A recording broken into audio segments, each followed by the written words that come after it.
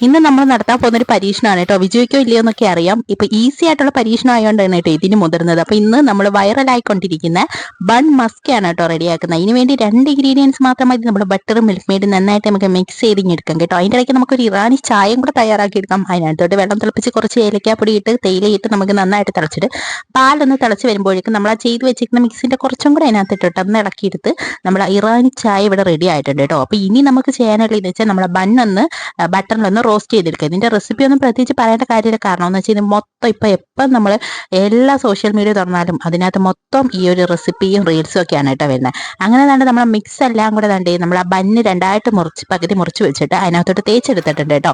അങ്ങനെ തന്നെ നമ്മുടെ ഇറാനി ചായയും ബൺ മസ്ക ഇവിടെ റെഡി ആയിട്ടുണ്ട്. അപ്പൊ ഇത് ഞാനാണ് കേട്ടോ ഫസ്റ്റ് ട്രൈ ചെയ്ത് നോക്കാൻ പോകുന്നത്. സാധാരണ എനിക്ക് ക്രീം ബണ്ണൊന്നും ഇഷ്ടമല്ല, പക്ഷെ ഇത് ഒരു രക്ഷയില്ല, അടിപൊളി ടേസ്റ്റ് ആയിരുന്നു. ഞാൻ ചെയ്ത് കഴിഞ്ഞപ്പോൾ എന്റെ പുറവേതായിട്ട് ഒരാൾ വന്ന് ഇരിപ്പുണ്ട്, ഹൈദക്കുട്ടൻ.